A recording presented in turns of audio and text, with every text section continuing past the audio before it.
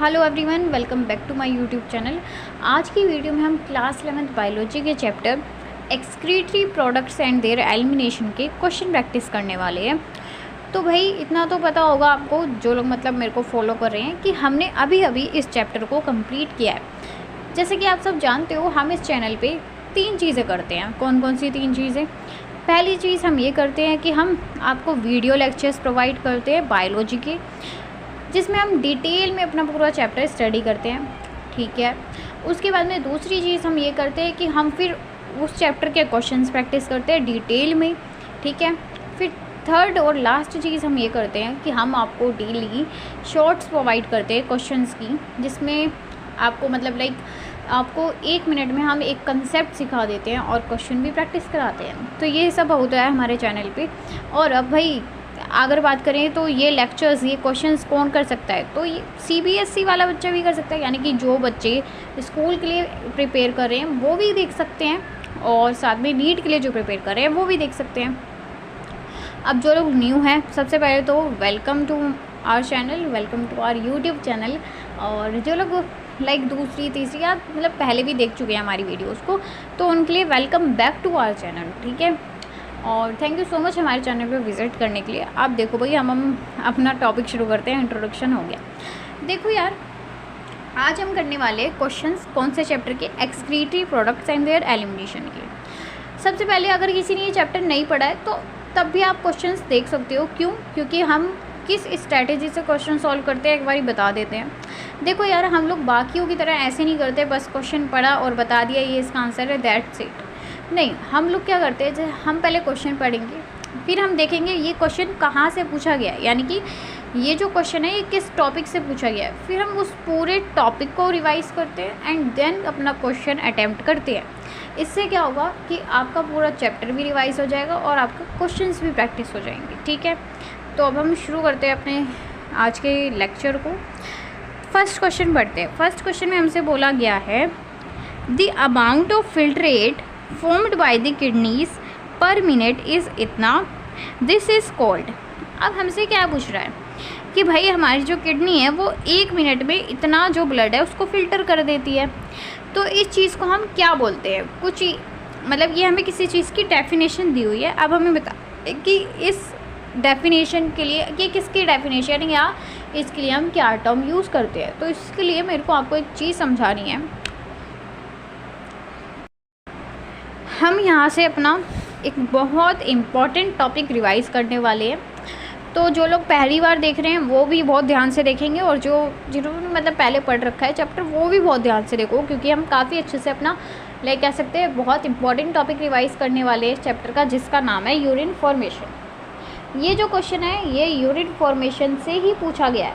तो इससे क्या होगा, जो हम क्वेश्चन कर रहे हैं उस तरीके से, उस स्ट्रैटेजी से क्वेश्चन करने के 2 फ़ायदे हैं। मैं ये बात हमेशा बोलती हूँ, आप ये मत सोचना कि बहुत टाइम लगा के कर रहे हैं हम क्वेश्चंस, क्योंकि अगर आपको स्पीड में क्वेश्चंस करने हैं तो वो क्वेश्चंस भी आएंगे, लेकिन वो भी उसके लिए टाइम होगा। अभी अगर आप स्पीड के पीछे भागोगे तो एक्यूरेसी में गड़बड़ करके आओगे, जल्दी करोगे ना क्वेश्चंस तो गलत करके आ जाओगे। स्पीड भी होनी चाहिए, लेकिन उससे पहले आपकी एक्यूरेसी अच्छी होनी चाहिए। तो अभी आप एक्यूरेसी पे ध्यान दो, स्पीड अपने आप बढ़ जाएगी। आप देखो भाई, हम कहते हैं यूरिन फॉर्मेशन। तो यार देखो, ये जो चैप्टर है ना, excretory products and their elimination, इसमें वैसे तो कुछ गिने चुने ही हमारे पास में टॉपिक्स आते हैं, और अगर हम उन गिने चुने टॉपिक्स को अच्छे से समझ लेते हैं, कंसेप्ट को समझ लेते हैं, तो क्वेश्चन कैसे भी घुमा फिरा के देते हम उसे बहुत आसानी से कर सकते हैं।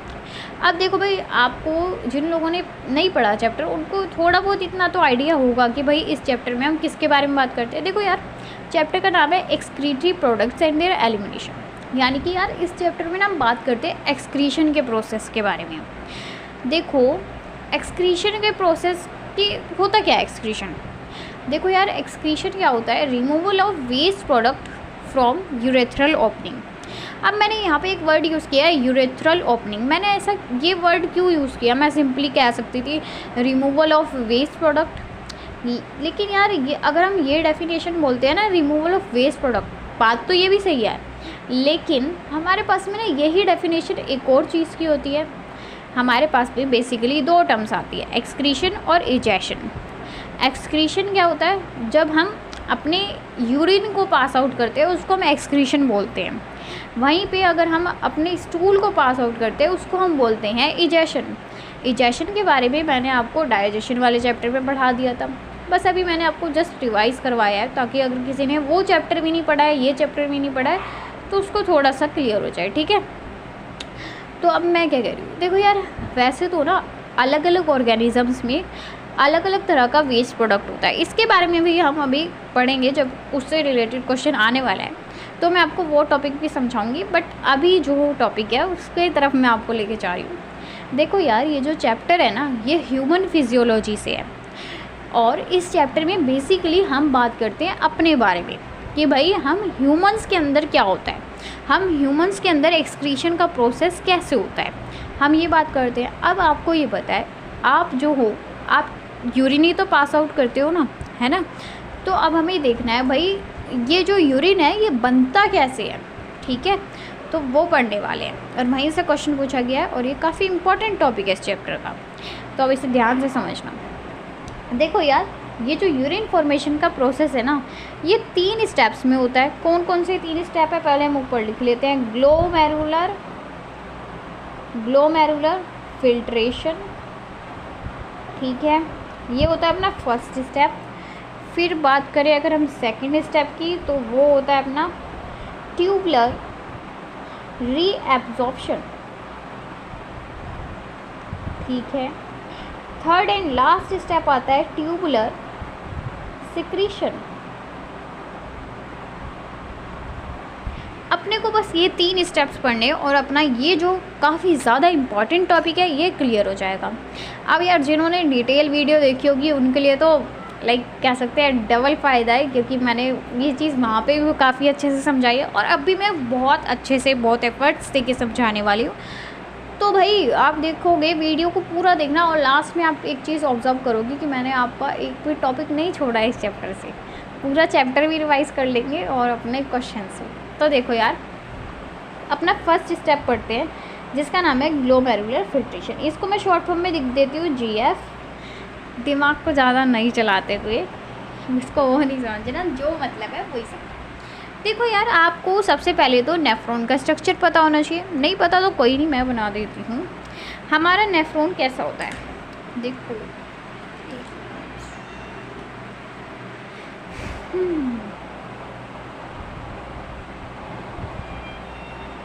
सबसे पहले तो ये मैंने क्या बनाया है, ये जो कप जैसा स्ट्रक्चर है इसको हम बोलते हैं बोमेन्स कैप्सूल। ठीक है। फिर ये जो मैंने ऐसे करके बनाया है टेढ़ा मेढ़ा सा स्ट्रक्चर इसको हम बोलते हैं PCT। PCT की फुल फॉर्म होती है प्रॉक्सिमल कॉन्वोल्यूटेड ट्यूब्यूल, ठीक है। फिर उसके बाद में ऐसे करके एक लूप सा जाता है और इस लूप को हम बोलते हैं लूप ऑफ हेनले, ठीक है। फिर दोबारा से ऐसा टेढ़ा मेढ़ा सा स्ट्रक्चर जाता है, इसको हम बोलते हैं DCT, डिस्टल कॉन्वोल्यूटेड ट्यूब्यूल। फिर लास्ट में ऐसे करके ये चीज़ आती है, इसको हम बोलते हैं कलेक्टिंग, दिख नहीं रहा ना, रुको yes now it is visible, इसको हम बोलते हैं कलेक्टिंग डक्ट। अब देखो भाई जिन्होंने डिटेल वीडियो देखी होगी ना उनको तो ये चीज़ अब मतलब दिमाग में बिल्कुल सेट हो गई होगी कि कलेक्टिंग डक्ट जो होता है ना ये वाला जो पार्ट है ये नेफ्रॉन का पार्ट नहीं होता। अगर हमसे क्वेश्चन पूछा जाता है कि भाई बताओ नेफ्रॉन के पार्ट्स बताओ, तो आप कभी भी कलेक्टिंग डक्ट नहीं लिख के आओगे। अब आप कहोगे अगर भाई कलेक्टिंग डक्ट नेफ्रॉन का पार्ट ही नहीं है तो हम इसे बना क्यों रहे हैं। अगर भाई मैं कह रही हूँ कलेक्टिंग डक्ट नेफ्रॉन का पार्ट नहीं है तो आप सोच रहे होंगे कि अगर ये इसका पार्ट नहीं है तो आप क्यों बना रहे हो। तो यार मैंने इसलिए बना रही हूँ क्योंकि होता क्या है, ये जो DCT होती है ना ये हमारे इस कलेक्टिंग डक्ट के अंदर ओपन होती है, तो हम इसे बनाते ऐसे हैं बट ये इसका पार्ट नहीं होता। इस चीज़ को याद रख लेना, ठीक है। चलो ये समझ में आ गया नेफ्रॉन कुछ इस तरीके से है। अब देखो यार यहाँ पे एक और चीज़ समझनी है हमें। यहाँ पे क्या होता है, यहाँ से ना अपने पास में एट्रियोल्स आती हैं, ठीक है, ऐसे करके ये जो आ रही है ना ये मोटी वाली, आप एक चीज़ देख पा रहे होगे यहाँ पे ये जो मैंने बनाई है ये काफ़ी मैंने मोटी बनाई है, ये जो मोटी वाली एट्रियोल होती है इसको हम बोलते हैं एफरेंट आर्ट्रियोल। एफरेंट आर्ट्रियोल समझ में आई? जो मोटी वाली है इसको हम बोलते हैं एफरेंट आर्ट्रियोल। ये जो पतली वाली है इसको हम बोलते हैं इफरेंट आर्ट्रियोल, ठीक है। और बीच में ये जो स्ट्रक्चर देखने के लिए मिल रहा है इसको हम क्या बोलते हैं? इसको हम बोलते हैं ग्लोमेरुलस, ठीक है। इसको हम बोलते हैं ग्लोमेरुलस, ठीक है भाई, इतना समझ में आ गया। अब देखो, जैसे कि हमें पता है भाई फर्स्ट स्टेप का नाम क्या है? Glomerular filtration. यानी कि यहाँ पे कौन इन्वॉल्व होने वाला है? यहाँ पे इन्वॉल्व होने वाला है अपना ग्लोमेरुलस। अब इस ग्लोमेरुलस को हम थोड़ा सा बड़ा करके बनाते हैं क्योंकि हमें इसी के बारे में पढ़ना है। देखो यार, ये अपना बोमेंस कैप्सूल हो गया, ये ऐसे करके बनाया ना, इसी को हमने ऐसे उठा के रख दिया, ठीक है। ये अपना बोमेंस कैप्सूल हो गया, ठीक है। और यहीं पे अपने पास में ये हमारा ग्लोमेरुलर हो गया। अब इस पे इतना ध्यान मत दो, अभी बस ग्लोमेरुलर पे ध्यान दो, ठीक है। ये अपने पास में ग्लोमेरुलर, ठीक है भाई, इतना समझ आया। अब देखो यार, हम क्या कह रहे हैं, देखो ये अपने पास में ना आर्ट्रियोल है ये पूरी। अब हम एक बात जानते हैं भाई, ये अगर आर्ट्रियोल है तो इसके अंदर ब्लड है, ब्लड है तो यानी कि अब आप एक बात बताओ, हम यूरिन होता क्या है? यूरिन भाई है क्या चीज़? यूरिन वेस्ट प्रोडक्ट है। यानी कि यार जब हमारी ब्लड के अंदर यार बहुत सारे न्यूट्रिएंट्स भी होते हैं। जब हम खाना खाते हैं, लाइक हमने खाना खाया या कुछ भी पानी वगैरह पिया, तो ठीक है, हमने मस्त खाना वाना खा लिया, डाइजेशन में पढ़ चुके हैं हम ये कहानी। तो भाई हमारे जो ब्लड के अंदर ना काफ़ी सारे न्यूट्रिएंट्स घूम रहे होते हैं, ठीक है। लेकिन यार उन न्यूट्रिएंट्स के साथ में ना कुछ वेस्ट चीज़ें भी होती है जो हमारे किसी काम की नहीं है। हमारे ब्लड के अंदर ये चीज़ ना ध्यान रखना, भी थोड़ी देर बाद दोबारा से यूज़ होएगी ये बात जो मैं बोल रही हूँ।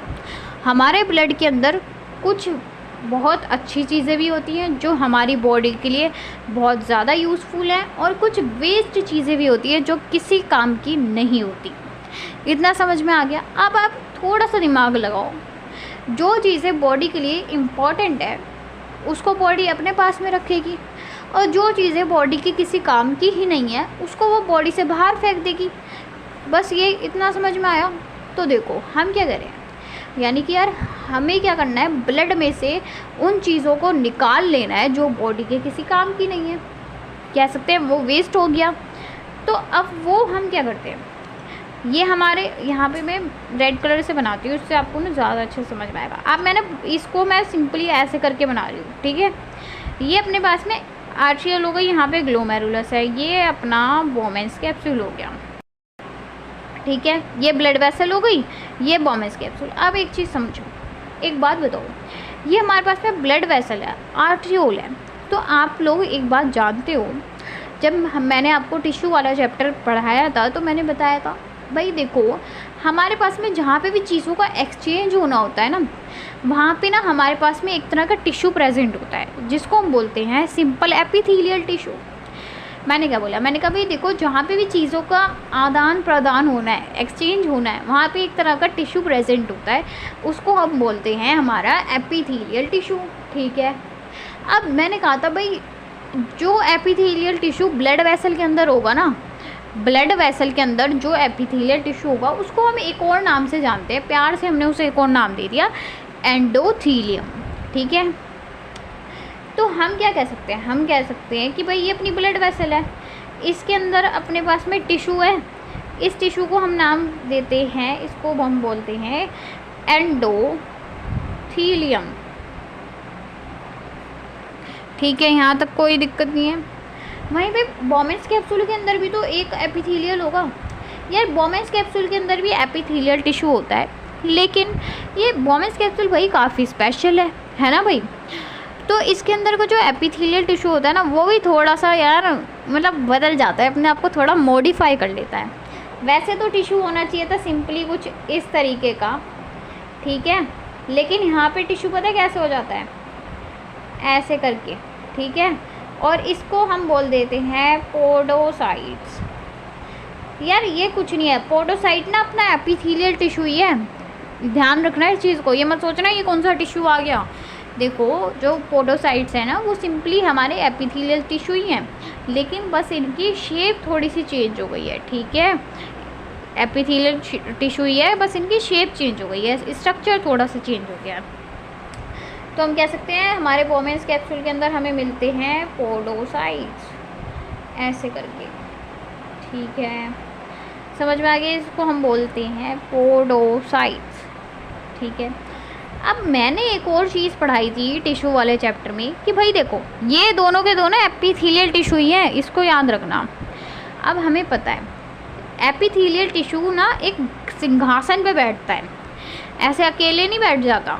इसके एपिथेलियल टिश्यू के नीचे हमेशा एक सिंहासन होता है, और उस सिंहासन, उस गद्दी को हम बोलते हैं बेसमेंट मेम्ब्रेन।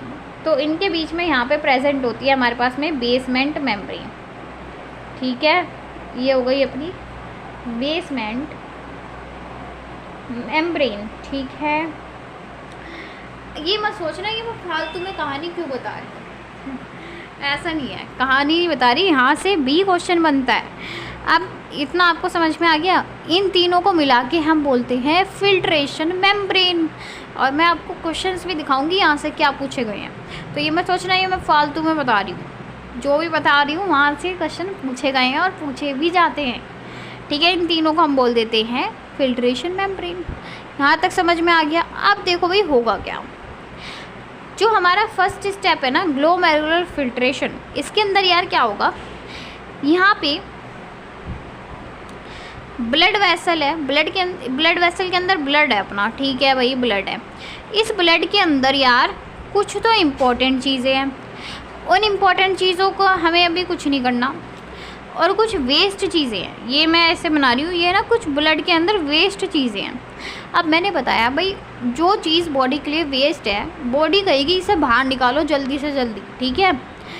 तो अब क्या हो जाएगा, ये वाली मेम्ब्रेन, देखो मैंने ये मेम्ब्रेन क्यों बताई है, यहाँ पे मेम्ब्रेन होगी ये तीनों। अब मैं यहाँ पे दोबारा से नहीं बना रही क्योंकि खिचड़ी पक जाएगी, इसलिए मैंने ऊपर ही बना दिया है। तो अब ये जो वेस्ट प्रोडक्ट है ना इसको यहाँ पे आना है, तो ये तीनों मेम्ब्रेन्स को क्रॉस करके यहाँ पे आ जाएंगे, ठीक है।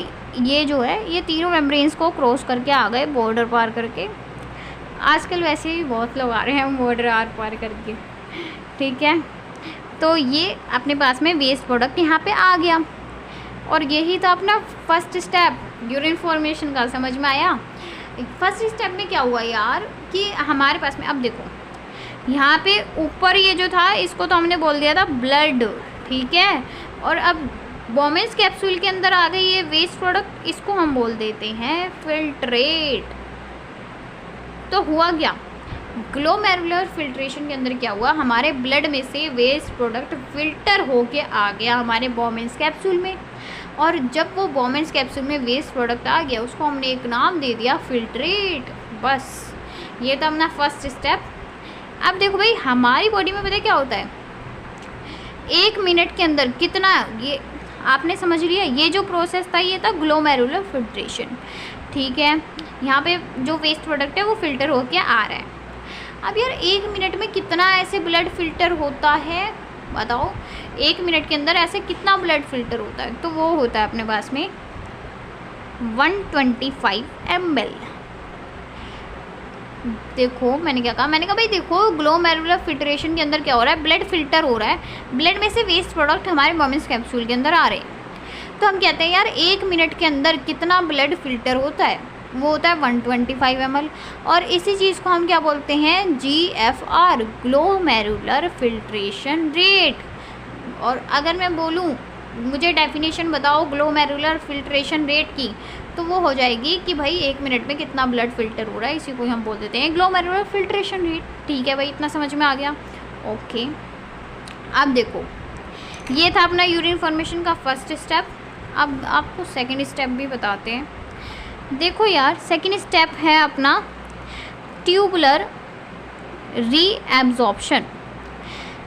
यार रीएब्जॉर्प्शन का मतलब आपको पता है, देखो क्या होता है यार, हम क्या कह रहे हैं, ये हमारा ब्लड है, ब्लड के अंदर इंपॉर्टेंट चीज़ें भी हैं और कुछ वेस्ट चीज़ें भी हैं। अब हमने क्या किया यार, फर्स्ट स्टेप के अंदर हमने वेस्ट प्रोडक्ट को यहाँ पे ले लिया, ठीक है। लेकिन यार पता क्या होता है, वेस्ट प्रोडक्ट आ गया, ये तो हम चाहते थे कि भाई वेस्ट प्रोडक्ट यहाँ से आ जाए और फिर यहाँ से ये यूरिन बन जाएगा और यूरिन के थ्रू पास आउट हो जाएगी वेस्ट चीज़ें, ठीक है, ये हम चाहते थे और ऐसा हो भी रहा है। लेकिन यार पता क्या होता है, यहाँ पे ना कुछ वेस्ट चीज़ों के साथ में ना कुछ इम्पॉर्टेंट चीज़ें भी थी। यहाँ पे इम्पॉर्टेंट चीज़ों को ना मैं यहाँ पे स्टार से बना रही हूँ, ठीक है, ताकि आप डिफ्रेंशिएट कर पाओ। ये यहाँ पे पता क्या हो गया, यहाँ पे ब्लड के अंदर ना कुछ इम्पॉर्टेंट चीज़ें भी थी। अब ये इम्पॉर्टेंट चीज़ें भी आ गई यहाँ पे, ठीक है, वेस्ट चीज़ें आई, ये बात ठीक है, ये तो हम चाहते थे। लेकिन यार वेस्ट चीज़ों के साथ में ना कुछ इम्पॉर्टेंट चीज़ें भी आ गई, यूज़फुल चीज़ें भी आ गई। तो यार आप एक बात बताओ, मान लो कि भाई क्या क्या चीज़ें होती हैं अपनी बॉडी के लिए इम्पॉर्टेंट। ग्लूकोज हो गया, मान लो ग्लूकोज आ गया यहाँ पे। अब एक बात बताओ, अगर ग्लूकोज यहाँ पे आ गया, यानी कि अब ये ग्लूकोज यूरिन में चला जाएगा और यूरिन से हमारी बॉडी से बाहर चला जाएगा। आप चाहते हो कि यूरिन बॉडी से बाहर चला जाए?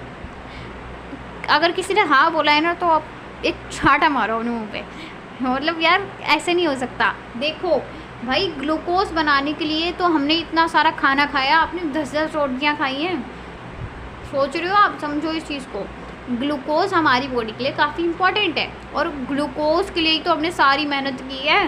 डाइजेशन चैप्टर पढ़ा है ना, नहीं पढ़ा तो पढ़ लो, प्ले लिस्ट बनी हुई है। तो यार ग्लूकोज ना हमारी बॉडी के लिए काफ़ी इंपॉर्टेंट है। हमने इतना खाना खाया है, राजमा चावल खाए हैं, ये खाया है, वो खाया है, किस लिए? ताकि हम ग्लूकोज अल्टीमेटली ग्लूकोज बना सकें उससे, ठीक है। तो हम ग्लूकोज को अपनी बॉडी से बाहर नहीं भेजना चाहते हैं। अब दोबारा से सुनो, मैंने क्या कहा, मैंने कहा भाई वेस्ट चीज़ें आई यहाँ पे फिल्ट्रेट के अंदर, ठीक है भाई, पे कुछ इंपॉर्टेंट चीज़ें भी आ गई। अब भाई हम इन इंपॉर्टेंट चीज़ों को अपने यूरिन में नहीं भेज सकते, तो यानी कि क्या होगा, आ तो गई यहाँ पे, अब क्या करते हैं, वापस ले लेते हैं बॉडी के अंदर, ठीक है। तो ट्यूबुलर रीएब्जॉर्प्शन के अंदर क्या हो जाता है, हम लोग अपना ये जो था ना, हम क्या करते हैं, इम्पॉर्टेंट चीज़ों को वापस से इम्पॉर्टेंट सब्सटेंसेस को रीएब्जॉर्ब कर लेते हैं, ठीक है। अब आपसे क्वेश्चन ये पूछ लेगा, भाई बताओ ये जो रीएब्जॉर्प्शन है, सबसे ज़्यादा रीएब्जॉर्प्शन कहाँ पे होता है? तो यार देखो, सबसे ज़्यादा जो रीएब्जॉर्प्शन होता है, मैक्सिमम रीएब्जॉर्प्शन, वो होता है अपना पीसीटी के अंदर, ठीक है। और अगर पूछ ले सबसे कम रीएब्जॉर्प्शन कहाँ पे होता है, तो सबसे कम रीएब्जॉर्प्शन होता है अपना लूप ऑफ हैनले के अंदर। वहीं पे यार डीसीटी के अंदर भी ना रीएब्जॉर्प्शन होता है, लेकिन यहाँ पे होता है कंडीशनल रीएब्जॉर्प्शन, लेकिन मतलब कि जैसे ही ज़रूरत होएगी वैसे ही यहाँ पे रीएब्जॉर्प्शन होगा, ठीक है, समझ में आ गया। ये अपना सेकेंड पार्ट हो गया। वहीं पे थर्ड पार्ट क्या बोल रहा है, थर्ड पार्ट होता है थर्ड स्टेप होता है अपने पास में ट्यूबुलर सिक्रीशन। अब देखो भाई, अभी हमने यहाँ पे पढ़ा कि भाई कुछ इंपॉर्टेंट चीज़ें आ गई थी यहाँ पे, तो उन्हें हमने वापस से रीअब्जॉर्ब कर लिया। वहीं पे यार कुछ चीज़ें ऐसी भी होती हैं जो वेस्ट थी, लेकिन वो फिर भी यहाँ पे नहीं आ पाई, वेस्ट थी लेकिन यहाँ पे नहीं आ पाई, अभी भी ब्लड के अंदर घूम रही हैं। तो यार अब भाई वेस्ट है, बाहर तो निकालना है। अब एक चांस था कि भाई वो यहाँ पे, देखो अब यहाँ पे समझा देती हूँ आपको थोड़ा। हम क्या कर रहे थे, यहाँ से यहाँ पे लेके आ रहे थे वेस्ट चीज़ों को, लेकिन हमने कहा भाई देखो मैक्सिमम वेस्ट चीज़ें आ गई यहाँ पे, ठीक है, लेकिन कुछ कुछ वेस्ट चीज़ें ना अभी भी यहाँ पे घूम रही हैं, इसके अंदर, इस ब्लड के अंदर घूम रही हैं। तो अब क्या हो जाएगा, वापस से हम उन्हें, ये हमारे ब्लड के अंदर घूम रही है वो चीज़ें, ये ब्लड वेसल ना यहाँ से ऐसे घूम रही होती हैं, ठीक है, समझ रहे हो। ये ब्लड वेसल है, ये अपने पास में ना यही ब्लड वेसल है, ये ऐसे यहाँ पे लिपटी होती है, ठीक है। तो हम कह रहे हैं भाई वेस्ट चीज़ें थी लेकिन अभी भी ब्लड के अंदर घूम रही है, तो अब क्या होगा, यहाँ पे तो नहीं आ पाई, ठीक है भाई, लेकिन यहाँ पे भी तो है ना ये ब्लड वेसल, यहाँ पे वो जो ख़राब चीज़ें थी, वेस्ट चीज़ें, वो घूम रही हैं ऐसे, तो यहाँ पे क्या हो जाएगा, फिर यहाँ से यहाँ पे तो नहीं डाल पाई, यहाँ पे डाल देगा, वापस से इसके अंदर सिक्रीट कर देगा ब्लड में, ठीक है, वेस्ट चीज़ों को ब्लड के अंदर सिक्रीट कर देना, ये हो गया ट्यूबुलर सिक्रीशन। ट्यूबुलर रीएब्जॉर्प्शन में क्या था, इंपॉर्टेंट चीज़ों को वापस से ब्लड में ले लिया, और ट्यूबुलर सिक्रीशन में इसका उल्टा हो जाता है, वेस्ट चीज़ है तो उसको वापस से ब्लड से निकाल दो भाई, ठीक है। तो ये था अपना यूरिन फॉर्मेशन का पूरा प्रोसेस जो मैंने आपको समझाया है। और आई होप समझ भी आ गया होगा आपको। अगर आपने ध्यान से सुना होगा तो आपको आ गया होगा समझ में। अब पूरा ये टॉपिक ही मैंने आपको समझा दिया है यूरिन फॉर्मेशन का, जिसको समझाने में 1-1.5 घंटा लग जाता है, लेकिन मैंने पूरे एफर्ट्स दे के समझाया है। अब देखो वही क्वेश्चन पढ़ते हैं। क्वेश्चन में क्या बोला गया है, amount of filtrate form by the kidneys पर मिनट इज इतना, दिस इज कॉल्ड, मैंने अभी भी बताया इसको हम क्या बोलते हैं, किस चीज़ की डेफिनेशन है, ग्लोमेरुलर फिल्ट्रेशन रेट। तो इसका आंसर हो जाएगा सेकेंड। अब देखो नेक्स्ट क्वेश्चन हमसे बोला गया है the excretory material in many बोनीफिशेस aquatic. देखो भाई ये क्वेश्चन कहाँ से पूछा गया है, ये क्वेश्चन है अपना टाइप्स ऑफ वेस्ट प्रोडक्ट वाले टॉपिक से क्वेश्चन है, समझाती हूँ। रुको पूरा टॉपिक क्लियर कर लेते हैं अभी 1 मिनट में। देखो यार मैंने आपको स्टार्टिंग में बताया कि हम ह्यूमंस के अंदर यूरिन बनता है, ठीक है। तो हम कह सकते हैं जो हम ह्यूमंस हैं हमारा वेस्ट प्रोडक्ट है यूरिन। लेकिन आप एक बात जानते हो, इस धरती पे, इस ब्रह्मांड पे, इस यूनिवर्स पे ह्यूमंस के अलावा भी कुछ जीव जंतु मिलते हैं, कुछ जानवर मिलते हैं, कुछ अलग अलग तरह के प्राणी मिलते हैं, है ना। तो यार सबके अंदर ना यूरिन नहीं बनता, ठीक है। हम जितने भी ऑर्गेनिजम्स हैं हम सबके अंदर यूरिन नहीं बनता, सबके अंदर भाई अलग अलग वेस्ट होता है, ठीक है। तो यार हम क्या करते हैं, जितने भी ऑर्गेनिजम्स हैं उनको ना हम 3 कैटेगरीज में डिवाइड कर देते हैं, मतलब उनके वेस्ट को। देखो कैसे करते हैं, मैं आपको समझाती हूँ बिल्कुल सिंपल वे में। एक तरह के ऑर्गेनिज्म होते हैं अमीनोटैलिक, भाई स्पेलिंग पे ध्यान मत देना अभी, ठीक है। अमीनोटैलिक, फिर आते हैं यूरियोटैलिक, लास्ट आते हैं यूरिकोटैलिक, ठीक है। अब देखो कुछ नहीं, सिंपली समझाती हूँ आपको क्या चीज़ है, स्टोरी क्या है यहाँ पे। देखो यार एनसीईआरटी अगर आप पढ़ोगे ना, ये आपको फर्स्ट पेज पे ये टॉपिक मिल जाएगा। हम क्या कहते हैं यार, थोड़ा सा ना नाम से ही चीज़ों को समझा करो बायो में, ये चीज़ मैं हमेशा रिकमेंड करती हूँ। देखो यार अमीनोटैलिक हम कहते हैं भाई वो ऑर्गेनिजम्स जिनका वेस्ट प्रोडक्ट अमोनिया होता है। केमिस्ट्री में आप पढ़ते होगे अमोनिया वगैरह के बारे में। देखो हम क्या कहते हैं, हम कहते हैं यार वो ऑर्गेनिजम्स जिनका वेस्ट प्रोडक्ट अमोनिया होता है। भाई आप हो, आपका वेस्ट प्रोडक्ट क्या है, यूरिन। हर 2-4 घंटे में जाते हो ना वॉशरूम तो यूरिन पास आउट करते हो, तो आपका जो वेस्ट प्रोडक्ट है वो है यूरिन। लेकिन यार कुछ ऑर्गेनिजम्स होते हैं जिनका ना वेस्ट प्रोडक्ट होता है अपना अमोनिया, ठीक है। तो जिन ऑर्गेनिजम्स का वेस्ट प्रोडक्ट अमोनिया होगा उन ऑर्गेनिजम्स को हम कह देते हैं अमीनोटैलिक। समझ में आ गया। तो मैं यहाँ पे लिख रही हूँ इनका जो वेस्ट प्रोडक्ट होता है वो होता है अमोनिया, ठीक है। अमोनिया को ऐसे ही लिखते हैं ना केमिस्ट्री में, पूरा वर्ड नहीं लिखा अमोनिया, मैंने ऐसे लिख दिया, कोई प्रॉब्लम तो नहीं है, ठीक है। वहीं पे मैं कहती हूँ भाई यूरियोटैलिक। भाई यूरियोटैलिक नाम से पता लग रहा है, अब तो समझ गए होंगे पैटर्न को। जिन ऑर्गेनिजम्स का waste product I am so sorry, जिन ऑर्गेनिजम्स का वेस्ट प्रोडक्ट यूरिया होता है, जिन ऑर्गेनिजम्स का वेस्ट प्रोडक्ट यूरिया होता है उन ऑर्गेनिजम्स को हम कह देते हैं यूरियोटैलिक। तो यार इनका जो वेस्ट प्रोडक्ट होता है वो होता है यूरिया, ठीक है। अब देखो यूरिकोटैलिक, यूरिक, ध्यान दे रहे हो थोड़ा यूरिक वर्ड पे। जिन ऑर्गेनिजम्स का वेस्ट प्रोडक्ट क्या होता है, यूरिक एसिड, उनको हम बोल देते हैं यूरिकोटैलिक। तो इनका जो वेस्ट प्रोडक्ट होता है वो होता है यूरिक एसिड, ठीक है। इतना समझ में आ गया। अब मैंने एक चीज़ और बोलती हूँ, भाई देखो एक बात बताओ मेरे को, आप हो, आप यूरिन को स्टोर कर पाते हो? आप देखो यार जो लोग नहीं बोल रहे हैं, just slap it, slap you, ठीक है, जस्ट स्लैप योर सेल्फ, ठीक है। क्यों कह रही हूँ मैं, देखो क्योंकि जो लोग नहीं बोल रहे हैं भाई उन्हें करना पड़ेगा स्लैप। एक बात बताना ज़रा,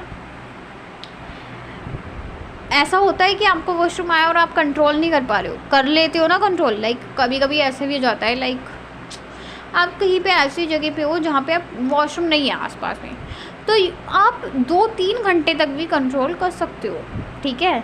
तो क्या कह सकते हैं हम कि जो यूरिन होता है ना उसको हम थोड़ी देर के लिए अपनी बॉडी में स्टोर कर सकते हैं।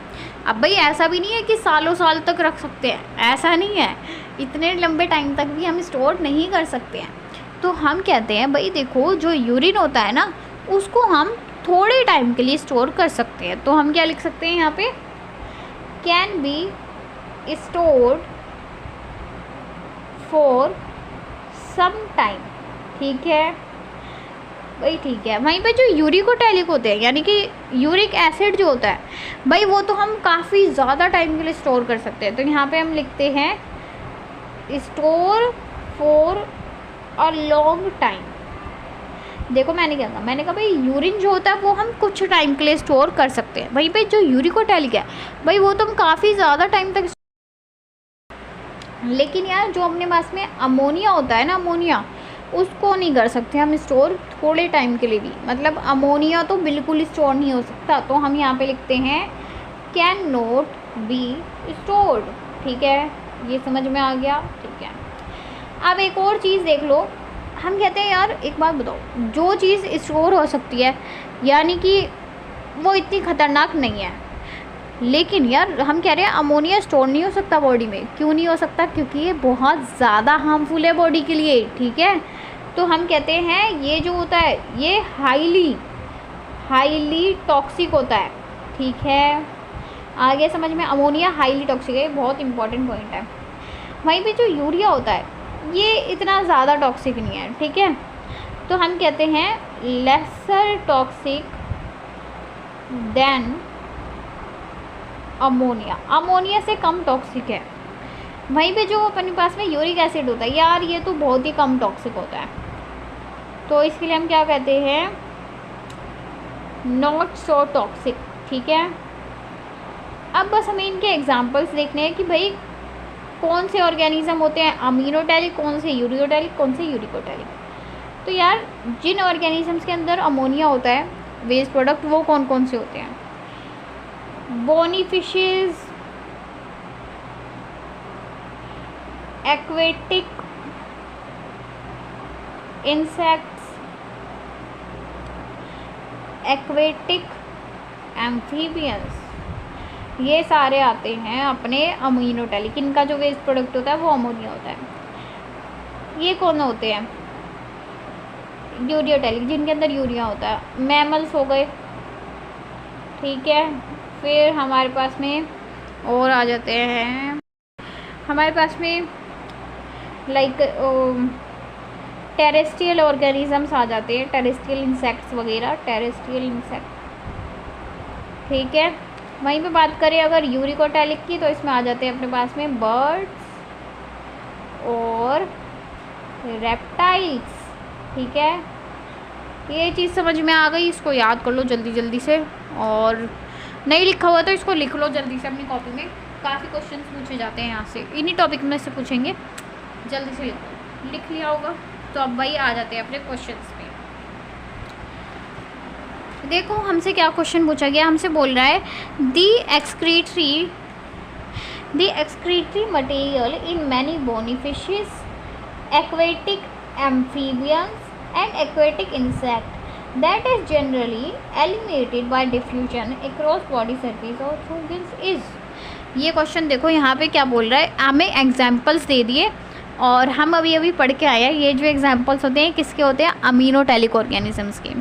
यानी कि हमें पता है ये जो ऑर्गेनिजम्स होते हैं ये अमीनोटैलिक होते हैं, इनका जो वेस्ट प्रोडक्ट होता है वो हमारा अमोनिया होता है। और यही पूछा गया है कि इन ऑर्गेनिजम्स का वेस्ट प्रोडक्ट क्या होता है, तो वो मैंने अभी अभी आपको पढ़ाया, इनका वेस्ट प्रोडक्ट होता है अमोनिया।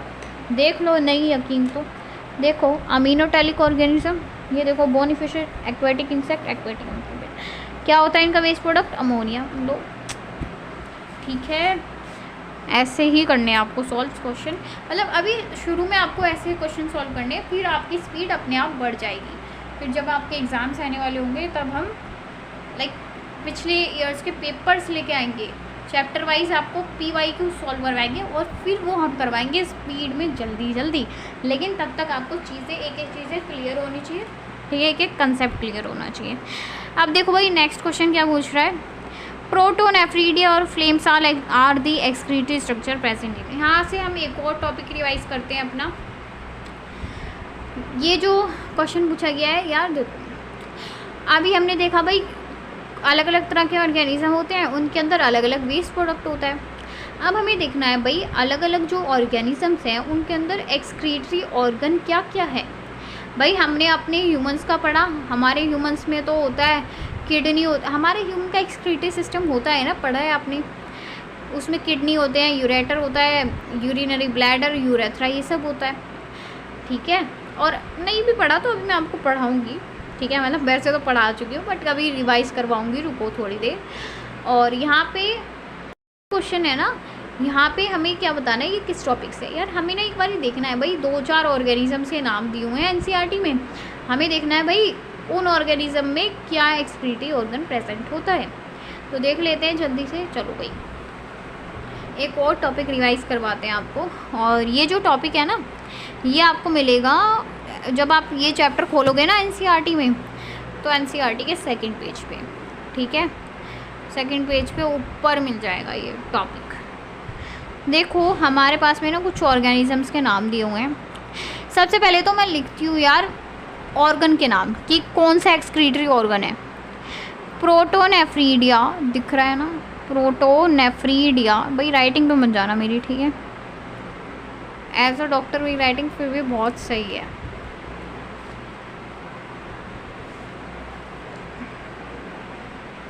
देखो प्रोटोनेफ्रीडिया, और इन्हीं को ही हम बोलते हैं फ्लेम सेल। ये हमारे पास में ना एक ऑर्गन होता है, एक्सक्रीशन में हेल्प करता है, प्रोटोनेफ्रीडिया, इसी को हम फ्लेम सेल बोलते हैं। अब हमसे ये पूछ लेते हैं भाई ये कौन से ऑर्गेनिज्म के अंदर मिलता है, तो ये मिलता है हमें हमारे पास में प्लेटीहेल्मिन्थीस में, प्लेटीहेल्मिन्थीस के अंदर मिलता है ही। अब भाई प्लेटीहेल्मिन्थीस क्या होता है यार, ये किंगडम होता है, एनिमल किंगडम चैप्टर में पढ़ते हैं, जो कि मैंने आपको चैप्टर पढ़ा दिया है। अगर किसी को पढ़ना है तो पढ़ लेना, बाकी नहीं भी अभी पढ़ सकते तो याद कर लो, कोई इतनी बड़ी बात नहीं है। प्लेटीहेल्मिन्थीस में मिलता है। प्लेटीहेल्मिन्थीस के एग्जांपल आ जाता है हमारे पास में प्लेन एरिया। तो हम कह सकते हैं, आपको कुछ भी दे देगा क्वेश्चन में कि भाई बताओ इसके अंदर क्या मिलेगा, तो भी हम कहेंगे प्रोटोनेफ्रीडिया। इसके अंदर क्या मिलेगा, तो भी प्रोटोनेफ्रीडिया। एक दो और एग्जाम्पल है, एम्फाइशियस, ठीक है। तो और इनको हम फ्लैट वॉर्म्स भी कहते हैं, ठीक है। तो इन सब के अंदर हमें प्रोटोनेफ्रीडिया या फिर फ्लेम सेल मिलते हैं, ठीक है। फिर एक और ऑर्गन होता है अपने पास में मेलफिजियन टिब्यूल। अब इसको ना जरा ये टिब्यूल वर्ड को ध्यान में रखना। अभी आपको ये मेलफिजियन के आगे एक और वर्ड देखने के लिए मिलेगा, वो मैं अभी बताऊंगी, तो उससे कंफ्यूज नहीं होना। क्वेश्चन में दिया जाएगा कंफ्यूज करने के लिए, बट हमें होना नहीं है। देखो यार ये कहाँ पे प्रेजेंट होता है, ये होता है अपने पास में कुछ इंसेक्ट्स में, जैसे कि कॉकरोच, ठीक है, कॉकरोच के अंदर मिलता है, ठीक है। वहीं पे एक और चीज़ आ जाती है हमारे पास में नेफ्रीडिया। नेफ्रीडिया कहाँ पे प्रेजेंट होता है, जो नेफ्रीडिया होता है ये मिलता है अर्थवॉर्म के अंदर, ठीक है। वहीं पे एक और ऑर्गन आता है जिसको हम कहते हैं एंटीनल ग्लैंड, या फिर इसी को ग्रीन ग्लैंड भी बोलते हैं। ये कहाँ पे मिलता है, ये मिलता है प्रॉन्स के अंदर। जो लोग नॉन वेजिटेरियन होंगे उनको पता होगा कि प्रॉन्स क्या होता है। जो फिश वगैरह खाते होंगे वो, उनको पता होगा कि प्रॉन्स क्या होता है। वैसे तो वो लोगों को भी पता होगा, बट फिर भी। तो ये होता है अपने पास में, ठीक है। ये क्लियर हो गया ये टॉपिक। अगर और हाँ यार, अगर किसी ने ये सब कुछ नोट नहीं किया हुआ, नोट्स नहीं बनाए हुए, तो आप ना ये चीज़ें नोट्स करते जाओ, ठीक है। अब ये मत सोचना कि बहुत बेकार राइटिंग है यार, कंटेंट पे ध्यान दिया करो, राइटिंग के पीछे भागते रहते हो। अब क्वेश्चन पे आते हैं। देखो यार क्वेश्चन में क्या बोल रहा है, प्रोटोनेफ्रीडिया और flame cells are the excretory structure present in. देखो यार सिंपली क्वेश्चन पूछ लिया भाई, ये जो ऑर्गन होता है ये किन ऑर्गेनिज्म में होता है। मैंने अभी बताया, ये जो मिलता है ये मिलता है प्लेटीहेल्मिन्थीस में, और उसके आगे मैंने एक दो एग्जांपल्स भी लिखे थे, जैसे कि हमारे पास में प्लेन एरिया हो गया था, एम्फाइशियस हो गया था, फ्लैटवर्म्स, ये सब इन सब के अंदर मिलता है ये प्रोटोनेफ्रीडिया। देख लेते हैं भाई, कह रहा है प्रॉन्स के अंदर, भाई प्रॉन्स और कॉकरोच कह रहा है। प्रॉन्स के अंदर तो क्या मिलता था, एंटीनल ग्लैंड, प्रॉन्स के अंदर तो एंटीनल ग्लैंड मिलता है या फिर ग्रीन ग्लैंड, तो ये ऑप्शन गलत। कॉकरोच कह रहा है, कॉकरोच के अंदर तो मेलफिजियन ट्यूब्यूल मिलती है, तो ये ऑप्शन सरासर गलत है। फिर कह रहा है अर्थवॉर्म के अंदर, भाई अर्थवॉर्म के अंदर तो नेफ्रीडिया मिलता है, तो ये ऑप्शन भी गलत है। फिर कह रहा है रोटीफर्स और अर्थवॉर्म, फिर से अर्थवॉर्म दे दिया, गलत है यार। फिर बोल रहे हैं प्लेन एरिया और एम्फाइशियस, जी हाँ ये बिल्कुल करेक्ट ऑप्शन है, तो इसका आंसर ये होगा, ठीक है। अब देखो भाई नेक्स्ट क्वेश्चन बोल रहा है antennal glands help in the removal of nitrogenous waste in. अरे भाई ये तो अभी बताया, एंटीनल ग्लैंड कहाँ पे मिलते हैं ये पूछ रहा है, तो एंटीनल ग्लैंड मिलते हैं प्रॉन्स के अंदर। ढूंढो ढूंढो प्रॉन्स कहाँ लिखा हुआ है, स्पाइडर नहीं, स्कॉर्पियन नहीं, प्रॉन मिल गया, तो प्रॉन होगा इसका आंसर, ठीक है। और ये जो क्वेश्चन हैं यार ये एनसीईआरटी बेस्ड क्वेश्चन है, आपको एनसीईआरटी का पेज नंबर भी गिवन है, और मैं भी बता रही हूँ ये क्वेश्चन कहाँ पे मिलेगा आपको, मतलब ये टॉपिक कहाँ पे मिलेगा। अब देखो यार आपसे क्या बोल रहा है नेक्स्ट क्वेश्चन में, ये असर्शन रेज्ड वाला क्वेश्चन है। स्टेटमेंट ए पढ़ो, स्टेटमेंट ए में हमसे बोल रहा है टेरेस्ट्रियल एडेप्टेशन नेसेसिटेड, यार ये एनसीईआरटी की लाइन्स है पूरी, अगर किसी ने एनसीईआरटी पढ़ी होगी ना उन्हें पता होगा। ये मिलता है हमें फर्स्ट पेज पे मिलता है एनसीईआरटी के, हाँ ये आपको एनसीईआरटी मतलब फर्स्ट पेज, ऐसा नहीं कि आप फर्स्ट पेज निकाल के ढूंढ रहे हो मतलब इस चैप्टर का फर्स्ट पेज जो है, यहाँ पे हमसे कह रहे हैं टेरेस्ट्रियल एडेप्टेशन, यानी कि जो ऑर्गेनिज्म धरती की सतह पर रहते हैं, necessitated the production of lesser toxic nitrogen waste. यार घुमा फिरा के यहाँ पे हमसे इस स्टेटमेंट में ये बोल रहा है यार जो ऑर्गेनिज्म धरती पे मिलते हैं ना, मतलब उनका जो वेस्ट प्रोडक्ट होता है वो कम टॉक्सिक होता है। बताओ ये बात सही है या गलत है? हाँ यार ये बात सही है, क्यों? देखो मैंने बोला था एक्वेटिक जो ऑर्गेनिज्म थे उनके अंदर कौन सी क्या बनता था, देखो मैंने कहा था ना कि भाई जो एक्वेटिक हमारे पास में एक्वेटिक ऑर्गेनिज्म थे उनके अंदर अमोनिया था वेस्ट प्रोडक्ट, और मैंने बताया था अमोनिया यार बहुत ज़्यादा टॉक्सिक होता है, हाईली टॉक्सिक होता है, लिखवाया भी था ना, देखो यहाँ पे देखो ये लिखा हुआ, मैंने कहा था भाई देखो ये जो हमारे एक्वेटिक है ये सारे बोनी फिशेस हो गए, एक्वेटिक इंसेक्ट, एक्वेटिक एम्फीबियन, हमें पता है जो एक्वेटिक ऑर्गेनिज्म थे उनके अंदर बन रहा था अमोनिया, और अमोनिया हाईली टॉक्सिक है, ये इतना क्लियर है। तो हमसे कह रहे हैं भाई जो मतलब जो लोग धरती पे रहते हैं ना उनका जो वेस्ट प्रोडक्ट है वो कम टॉक्सिक है, तो ये बात सही है यार। ये जो दोनों है ये हमारे धरती पे मिलते हैं ये है ना, ये टेरेस्ट्रियल ऑर्गेनिजम्स हैं, तो हमसे कह रहे हैं टेरेस्ट्रियल ऑर्गेनिज्म का जो वेस्ट प्रोडक्ट होता है वो थोड़ा कम टॉक्सिक होता है, तो ये बात बिल्कुल ठीक है। ये इन दोनों का जो ये जो वेस्ट प्रोडक्ट है इन दोनों का वो इससे कम टॉक्सिक है, सबसे ज़्यादा टॉक्सिक ये है ना, तो हमारी स्टेटमेंट जो ए है वो करेक्ट है। फट तो चुका ही है ये, इसको अब ऐसे ही कर लेते हैं, तो हमारी जो स्टेटमेंट ए है वो ट्रू है।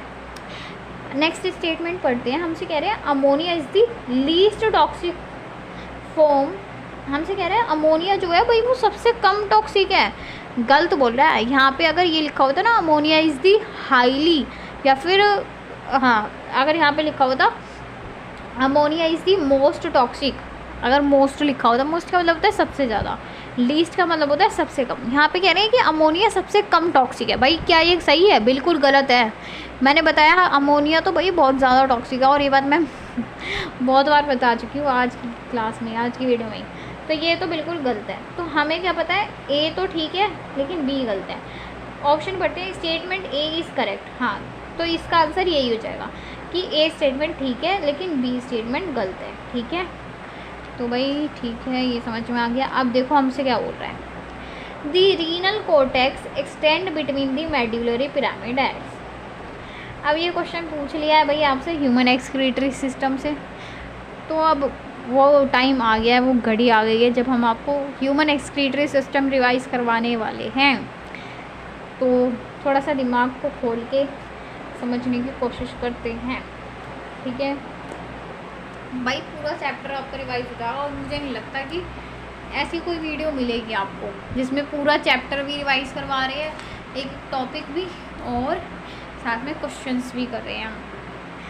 चलो यार, ह्यूमन एक्सक्रीटरी सिस्टम समझते हैं।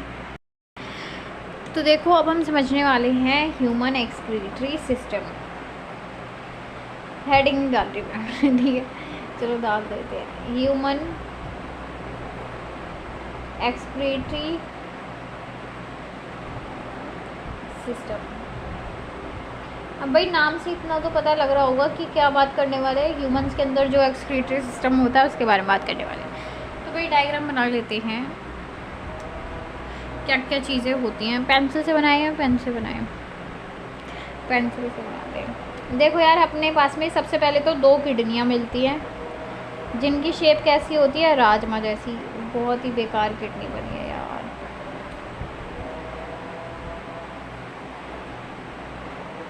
चलो फिर भी थोड़ी बहुत ठीक है। इधर बनाते हैं यार, इधर ना पेज खराब जो हो गया है। देखो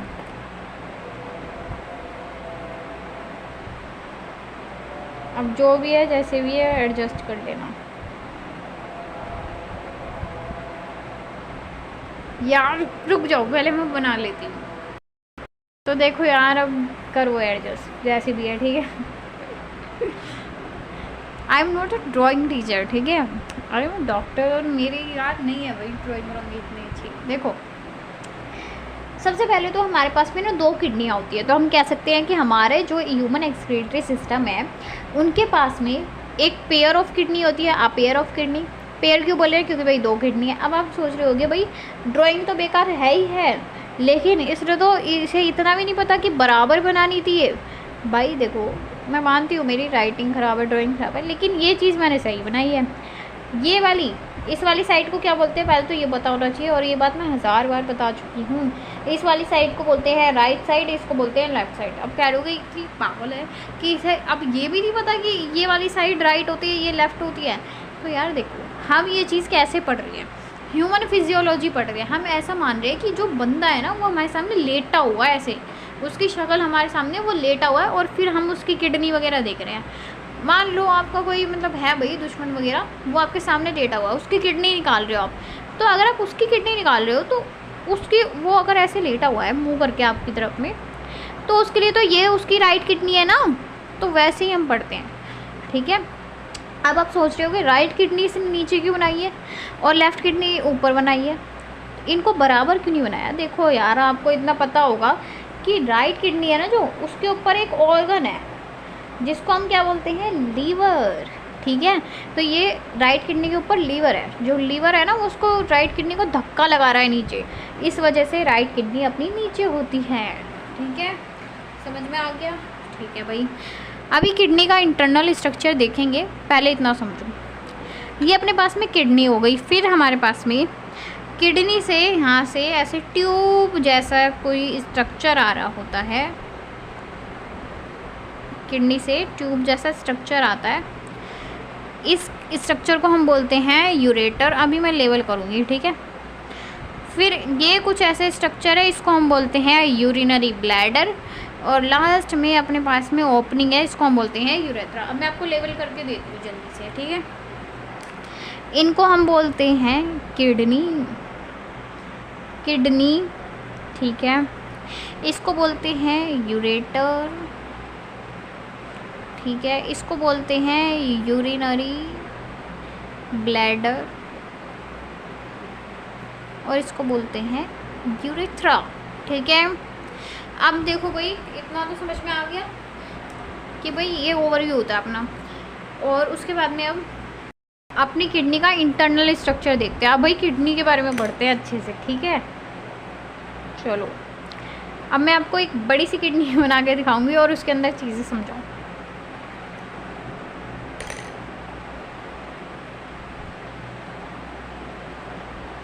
चलो ये तो फिर भी ठीक है ना यार, सही बनती है, बस थोड़ी सी गड़बड़ हो रही है। देखो यार, सबसे पहले तो ये अपने पास में किडनी है।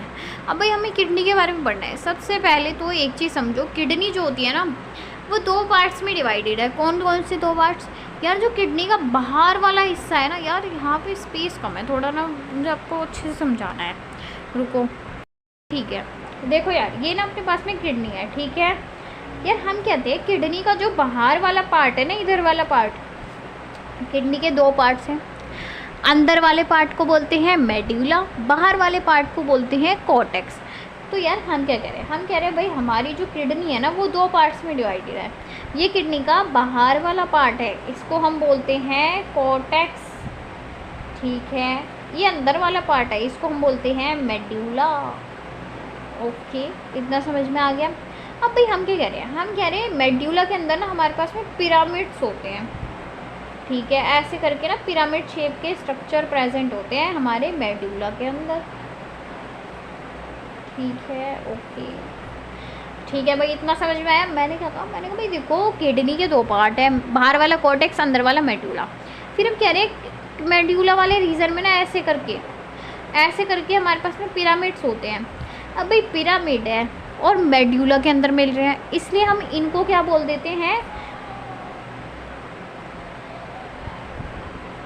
यार। मैंने क्या कहा, मैंने कहा भाई देखो ये पिरामिड है और मेड्यूला के अंदर मिल रहे हैं, तो इसलिए हम इनको बोलते हैं मेड्यूलरी पिरामिड्स, ठीक है। यहाँ तक कोई दिक्कत नहीं है भाई।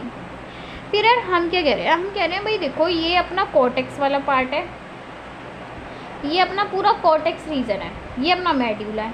हम कह रहे हैं यार कॉर्टेक्स वाले रीजन से ना, मतलब ये जो कॉर्टेक्स वाला कुछ पार्ट है ये अपने मेड्यूला के अंदर घुस जाता है ऐसे करके। ये अपना कॉर्टेक्स वाला पार्ट है और ये ना मेड्यूला के बीच में घुस रहा है। यानी कि हम क्या कह रहे हैं भाई, कॉर्टेक्स का कुछ पार्ट मेड्यूला के अंदर जा रहा है, ठीक है। समझ में आया, ये ऐसे करके घुस रहा है हमारा, ये कॉर्टेक्स वाला पार्ट मेड्यूला के अंदर घुस गया। यार इस चीज़ को आप देख रहे हो, कुछ ना कॉलम जैसा कुछ बन रहा है, ठीक है। और इस स्ट्रक्चर को हम एक बहुत ज़रूरी चीज़ बता रही हूँ, इस स्ट्रक्चर को हम बोलते हैं कॉलम ऑफ बर्टीनी, ठीक है। समझ में आ गया यहाँ तक।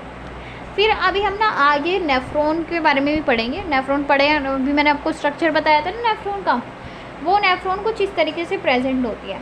अभी मैं ऐसे ही बना रही हूँ ताकि सिंपल समझ में आ जाए। नेफ्रॉन अपने ऐसे प्रेजेंट होते हैं, बाकी तो अभी नेफ्रॉन के बारे में आपको दोबारा से बताएंगे डिटेल में, ठीक है। तो अभी आपका ये अपना थोड़ा सा किडनी का स्ट्रक्चर है, थोड़ी सी बातें और बता देते हैं। इसको हम बोलते हैं हाइलम, ये आपको ऐसे नोच जैसा स्ट्रक्चर देखने के लिए मिल रहा है, इसको हम बोलते हैं हाइलम। हाइलम में क्या होता है यार, कुछ ना आर्टरीज, वीन्स, ये सब निकल रही होती है। और अभी अभी हमने एक और ट्यूब बनाई थी ना, यहाँ से देखो, याद करो, हमने कुछ ऐसे करके बनाया ऐसे करके बनाया था और यहाँ से अपने पास में यूरेटर निकल रहा था। तो जो यूरेटर है वो भी यहाँ से ही निकलता है, हाइलम वाले रीजन से, ठीक है। तो ये अपना कुछ किडनी का स्ट्रक्चर था, ठीक है। ह्यूमन एक्सक्रीटरी सिस्टम समझ में आया थोड़ा बहुत, ठीक है। अब अपने क्वेश्चन पे चलते हैं।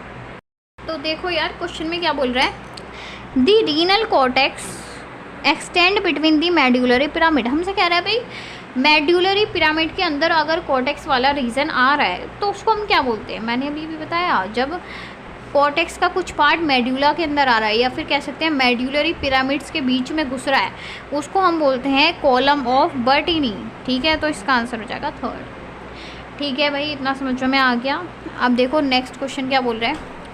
नेक्स्ट क्वेश्चन में बोल रहा है volume of blood filtered bye kidney पर minute, volume of blood filtered bye kidney पर minute which constitute 20% of the blood pumped out by each ventricle of the heart. अभी मैंने जब आपको ब्लड वाले चैप्टर के क्वेश्चंस करवाए थे, मतलब जो बॉडी फ्लूइड्स एंड सर्कुलेशन वाला चैप्टर था, तो वहाँ पे मैंने आपको एक चीज़ समझाई थी, एक टॉपिक समझाया था भाई, हमारा जो हार्ट होता है वो 1 मिनट के अंदर कितना ब्लड पंप करता है। ध्यान से सुनो, जो हमारा हार्ट होता है वो 1 मिनट के अंदर लगभग 5 लीटर ब्लड पंप करता है। मैंने क्या बोला, ध्यान से सुनो, दोबारा से सुनो। अपने पास में हार्ट है, दिल है, ठीक है। दिल के बारे में वैसे तो हम सब जानते हैं, लेकिन भाई बायो वाले बच्चे को ज़्यादा अच्छे से जानने चाहिए, ठीक है। तो हम क्या कहते हैं भाई, जो हमारा हार्ट होता है ना वो ब्लड पंप करता है और 1 मिनट के अंदर 5 लीटर ब्लड को पंप करता है, ठीक है। लेकिन यहाँ पे हमसे बोल रहा है कि भाई देखो ब्लड जो होता है वो 1 मिनट, हमारा जो हार्ट है, ये अपने पास में हार्ट है, बहुत ही बेकार हार्ट बनाया हुआ इसमें, ये अपने पास में हार्ट है, हार्ट 1 मिनट के अंदर कितना ब्लड पंप करता है? 5 लीटर। लेकिन यार जो अपने पास में किडनी होती है, यहाँ पे पूछा है किडनी 1 मिनट के अंदर कितना ब्लड फिल्टर करती है, तो वो करती है 1100 से 1200 ml। इस चीज़ को याद कर लो, ये तो बड़ी डेटा है, इसे तो हमें याद करना है। तो यहाँ पे हमसे ये पूछ रहा है 1 मिनट के अंदर किडनी कितना ब्लड पंप फिल्टर करती है, तो 1100 से 1200, ये भी गलती, ये भी गलती, ये भी गलती, 1100 से 1200 इसका करेक्ट आंसर सेकंड जाएगा। ठीक है, अब देखो आप बोल रहे हैं nearly all of the essential nutrients and 70 to 80% of electrolytes and water are reabsorbed in which segment of nephron. ये यूरिन फॉर्मेशन से क्वेश्चन पूछा गया है, ये चीज़ मैंने आपको पढ़ा दी है। मैंने बताया था भाई देखो मैक्सिमम, यहाँ पे हमसे बोला है भाई मैक्सिमम रीअब्सॉर्प्शन कहाँ पे होती है, तो ये चीज़ मैंने अभी आपको पढ़ा दी है कि भाई सबसे ज़्यादा जो रीअब्सॉर्प्शन होती है वो कहाँ पे होती है, वो होती है पीसीटी के अंदर। इसलिए इसका जो करेक्ट आंसर होगा वो होगा अपना option 1 PCT, proximal convoluted tubule. अब देखो यहाँ पे हमसे क्या बोल रहा है, which hormone does not lead to reabsorption of sodium and water from the distal part of the renal tubule। अब ये जो क्वेश्चन पूछा गया है, ये पूछा गया है अपना रेगुलेशन ऑफ किडनी फंक्शन से। हमें यहाँ पे वैसे तो 3 चीज़ें पढ़नी होती है, 3 कह सकते हैं अपने पास में 3 तरह के प्रोसेस होते हैं, उनको पढ़ना होता है। यहाँ पे हमसे पूछा जा रहा है कि बताओ इनमें से कौन सा हार्मोन है जो सोडियम और वाटर को रीअब्सॉर्ब नहीं करवाता है डीसीटी के अंदर, तो हमें ये बताना है। तो मैं आपको समझा देती हूँ, ये 3 प्रोसेस जो होते हैं काफ़ी इम्पोर्टेंट है ये तीनों प्रोसेस। चलो वही पढ़ते हैं अब इनके बारे में, ध्यान से पढ़ना, ठीक है, इम्पोर्टेंट है। देखो यार वैसे तो मैंने अपनी डिटेल वीडियो में इसे काफ़ी अच्छे से समझाया हुआ है, लेकिन जिन लोगों ने पहले भी ये चैप्टर नहीं पढ़ा है कभी, वो भी समझो, आपको भी समझ में आएगा, ध्यान से समझो। देखो यार हमारे पास में ना 2 कंडीशंस आती हैं।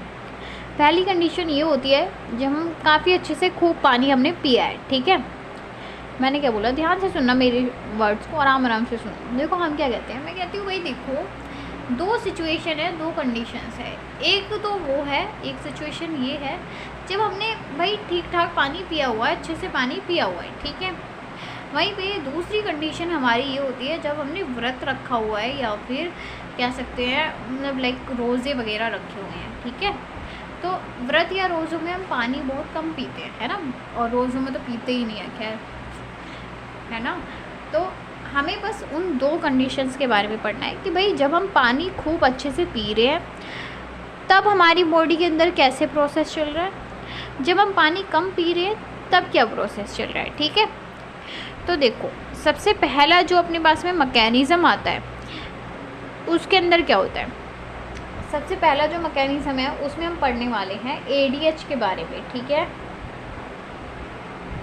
एडीएच, इसको हम क्या बोलते हैं, पहले तो इसकी फुल फॉर्म हमें पता होनी चाहिए। इसकी फुल फॉर्म होती है, ये हार्मोन का नाम है एंटी डाययूरेटिक हार्मोन, ठीक है, इतना समझ में आया।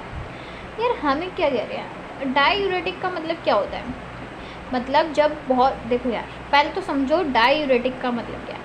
यार डाययूरेटिक का मतलब है जब यूरिन ज़्यादा पास हो रहा है, मतलब जब यूरिन ज़्यादा बन रहा है, ठीक है। डाययूरेटिक में क्या होता है कि यूरिन ज़्यादा बन रहा है, लेकिन एंटी लिखा हुआ है आगे, इसे नहीं भूलना।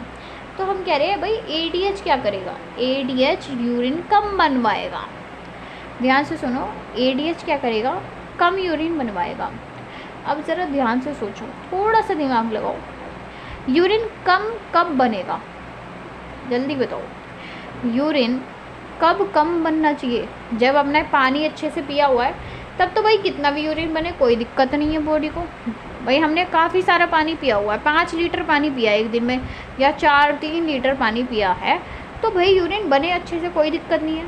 वहीं पे यार अगर आपने पूरा दिन व्रत रखा हुआ है, पूरा दिन रोज़े रखे हुए हैं, आपने पानी नहीं पिया है और आप जा रहे हो यूरिन मतलब वॉशरूम बार बार जा रहे हो, यानी कि जो आपने वैसे ही पानी नहीं पिया, और जो आपकी बॉडी के अंदर पानी था वो भी हो गया, निकल गया। तो बताओ यार, पानी की कमी नहीं हो जाएगी बॉडी में? हो जाएगी। तो यार मैं आपको ये समझाना चाह रही हूँ, जब आप पानी कम पियोगे ना तो आपको यूरिन भी कम आएगा। वहीं पे जब आप पानी ज़्यादा पीते हो तो आपको यूरिन भी ज़्यादा आता है, वॉशरूम भी बार बार जाना पड़ता है। हम कह रहे हैं ये जो प्रोसेस है अपना ADH वाला मैकेनिज़्म, ये कब काम करता है? ये काम तब करेगा जब आपने मतलब व्रत या रोज़े वाली कंडीशन में, ठीक है, व्रत या रोज़े वाली कंडीशन में जब आपने पानी बहुत कम पिया हुआ है, ये तब काम करेगा। ठीक है, कैसे काम करता है यार ये? देखो भाई, होगा क्या, जो अपने पास में ADH होगा, ADH हमारा, देखो यार क्या है, हमारी बॉडी में हमने पानी कम पिया है तो हमारा ब्लड वॉल्यूम है वो कम है। ठीक है, ADH जो होगा ना यार, जब हम हॉर्मोन्स वाला चैप्टर पढ़ेंगे तो मैं आपको सारे हॉर्मोन्स के बारे में बहुत अच्छे से बताऊंगी। अभी आपको बस इतना याद रखना है, ये जो ADH हार्मोन होता है ये बनाता कौन है? हाइपोथैलेमस। देखो, बनाता हाइपोथैलेमस है, लेकिन ये ना हाइपोथैलेमस ने बना दिया, ठीक है भाई। फिर ये चला जाता है हमारे पास में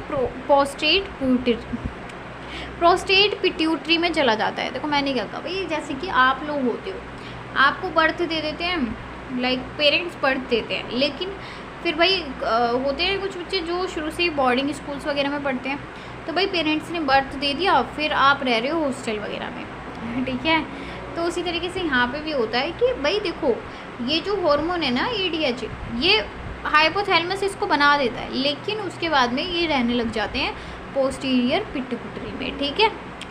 ठीक है, समझ में आ गया। फिर देखो, जब इसकी ज़रूरत पड़ेगी ना तो ये पोस्टीरियर पिट्यूटरी से रिलीज़ हो जाएंगे।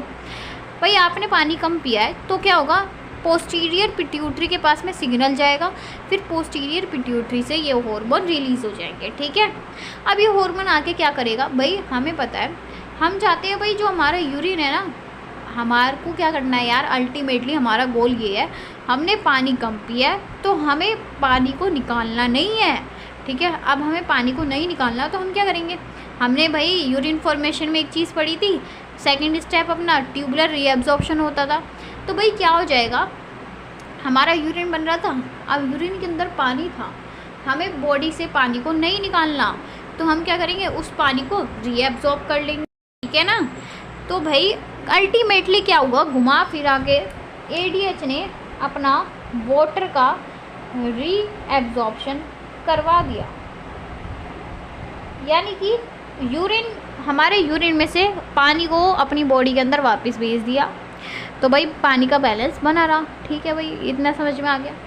सेकंड आता है अपने पास में एक रेनिन वाला प्रोसेस, जिसको हम कहते हैं रास।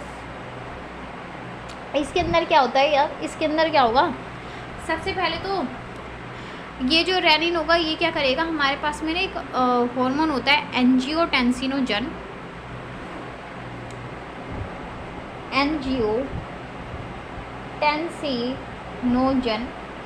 ये जो रेनिन होगा ये एंजियोटेंसिनोजन को, और इसमें ये रेनिन जो है इसमें एक एन आता है, सिंगल एन, एंजियोटेंसिनोजन को एंजियोटेंसिन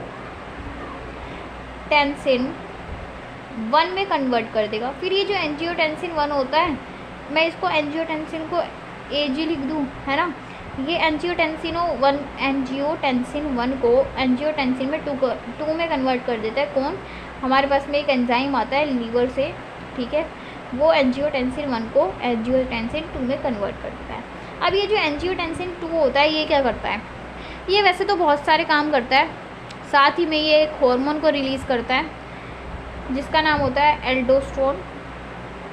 ठीक है, अल्टीमेटली यहाँ पे भी क्या होगा कि हमारे वाटर का रीएब्जॉर्प्शन हो जाएगा। ठीक है, समझ में आ गया। तो ये जो दो थे ये कब काम कर रहे थे, जब हमने वाटर इनटेक कम किया था, जब हमने पानी कम पिया था, तो ये दोनों क्या कर रहे थे, वाटर का रीएब्जॉर्प्शन करा रहे थे। ठीक है, वहीं पे एक और आता है अपने पास में ANF वाला, ये क्या करता है, ये हमारे ये कब काम करता है, जब हमने वाटर का इंटेक ज़्यादा किया हुआ है, जब हमने खूब पानी पिया हुआ है। अब भाई ज़्यादा पानी पिया है तो आप खुद बताओ, ज़्यादा पानी पिया है तो बॉडी से कितना भी पानी निकले कोई दिक्कत नहीं है, क्योंकि बैलेंस बना रहेगा। ज़्यादा पानी पिया हुआ है यार, तो कितना भी यूरिन पास करो कोई दिक्कत नहीं है। तो ये क्या ये रीअब्जॉर्प्शन कराएगा? क्या हमारे यूरिन में से ये वापस भेज देगा उसको? हमारे यूरिन के अंदर पानी है, ये दोनों क्या कर रहे थे? यूरिन में से पानी को निकाल के वापस बॉडी में भेज रहे थे। क्या ये ऐसा करेगा कि हमारे यूरिन में से पानी निकाल के वापस बॉडी में भेजेगा? नहीं भेजेगा। क्यों भेजेगा? ये तो हमने तब किया था जब पानी की कमी थी। अब तो भाई खुला पानी पिया हुआ है तो कोई दिक्कत नहीं है। तो ये वाटर का रीअब्जॉर्प्शन नहीं करवाएगा। ये दोनों रीअब्जॉर्प्शन कराते हैं वाटर का, ये नहीं कराता। अब चलते हैं अपने क्वेश्चन के ऊपर। क्वेश्चन में हमसे क्या बोल रहा है? क्वेश्चन में कह रहा है विच हार्मोन डज नॉट। और भाई मैं ये बात ना आपको हर वीडियो में बोलती हूँ ताकि आपको अच्छे से याद हो जाए, ये बात समझ में आ जाए, इसलिए आपको प्रैक्टिस करा रहे हैं कि आपको जहाँ पे गलती करते हो वो गलतियाँ करनी छोड़ दो। कि भाई देखो, जहाँ पे क्वेश्चन में ऐसे नोट या फिर इनकरेक्ट या फिर बोथ ऐसे जो कीवर्ड्स होते हैं इनको ना हाईलाइट कर दिया करो, ठीक है? गलती के चांस कम हो जाते हैं। तो हमसे कह रहा है भाई इनमें से बताओ, ये जो हमें ऑप्शन दिए हुए हैं इनमें से कौन सा हार्मोन है जो वाटर की रीअब्जॉर्प्शन नहीं कराता? तो हमें बताया यार इनमें से कौन नहीं कराता वाटर की रीअब्जॉर्प्शन? ANF। तो ऑप्शन हो जाएगा फर्स्ट, ठीक है। अब देखो नेक्स्ट क्वेश्चन में बोल रहा है कि इनमें, यह हमें नेफ्रॉन का स्ट्रक्चर दिया हुआ है। हमसे कह रहा है भाई इनमें से बताओ कि कहाँ पे हमारा यूरिन प्रेजेंट होगा। यार हमें पता है कि यूरिन, ये कह रहा है कि हमें ये लेबलिंग करके दे दिया। हमसे कह रहा है भाई किस जगह पे यूरिन प्रेजेंट होगा, यानी कि किस जगह पे फिल्ट्रेट को हम नाम दे देंगे। भाई हमें पता है यहाँ पे पूरे में फिल्ट्रेट घूम रहा है। यहाँ पे कह रहा है भाई कौन सी जगह आएगी जब हम फिल्ट्रेट को यूरिन बोलने लग जाएंगे। तो जो लास्ट वाला पार्ट होता है उसमें हम बोलते हैं कि भाई हाँ जी हमारा यूरिन बन गया। लास्ट पार्ट कौन सा होता है? Collecting duct. और इसमें कलेक्टिंग डक्ट ये दे रखा है D। जो D है ना वो अपना कलेक्टिंग डक्ट है, और यहीं पे आके हम कहते हैं कि हमारा जो यूरिन है बन गया है। और हमसे ये कह रहा है भाई इस पूरी नेफ्रॉन के अंदर फिल्ट्रेट घूम रहा है, किस जगह पे आके हम फिल्ट्रेट को हमारा यूरिन बोलना शुरू कर देंगे। तो वो कलेक्टिंग डक्ट में कहते हैं। कलेक्टिंग डक्ट को हमने D लिखा हुआ है, तो ऑप्शन हो जाएगा अपना D। ठीक है, समझ में आया है? भाई देखो आज की वीडियो में हम इतना ही करेंगे। अब जो हमारी नेक्स्ट वीडियो होगी उसमें हम अपने क्वेश्चंस को कर देंगे कंप्लीट। तो अभी आज जो समझाया उन टॉपिक्स को एक बार दोबारा से पढ़ना, एक बार NCERT जाके पढ़ना, ठीक है? जहाँ तक मैंने टॉपिक्स क्लियर करवा दिए, आपको समझा दिए, उनको एक बार जाके पढ़ लेना। फिर जो बचे हुए टॉपिक्स हैं वो हमारे नेक्स्ट वीडियो में कंप्लीट हो जाएंगे, और हमारे क्वेश्चंस भी नेक्स्ट वीडियो में कंप्लीट हो जाएंगे, ठीक है? तो बस आज की वीडियो में हम इतना ही करेंगे। अगर आपको क्वेश्चन समझ में आए हैं या फिर आपको लगा कि हाँ भाई ये सीरीज़ हमारे लिए थोड़ी सी भी हेल्प कर रही है, तो प्लीज़ यार कमेंट करके बताना कि आपको नेक्स्ट कौन से चैप्टर के क्वेश्चंस चाहिए, या फिर मतलब आप किस तरीके की वीडियोस और प्रेफर करते हो, क्या आपको कुछ भी मतलब किस तरह का कंटेंट आप चाहते हो, आप फीडबैक दे सकते हो मुझे। और मेरी वीडियो कैसी लगी इसके बारे में थोड़ा सा बता सकते हो। तो बस यार, if you like the video then please press the like button and also share the video with your friends, and please subscribe my YouTube channel. And yes, please comment करके बताना कि कितना समझ में आया कितना नहीं। आप 10 में से रेटिंग दे सकते हो, 0 देना है 0 दे सकते हो, 1 देना है 1 दे सकते हो, 5 देना है 5 दे सकते हो, 10 देना है तो भाई बहुत अच्छी बात हो जाएगी, ठीक है? बिल्कुल भी एक्सपेक्टेड नहीं होगी ये चीज़, आप बता सकते हो, ठीक है? बस यही। और यार thank you so much for watching our videos.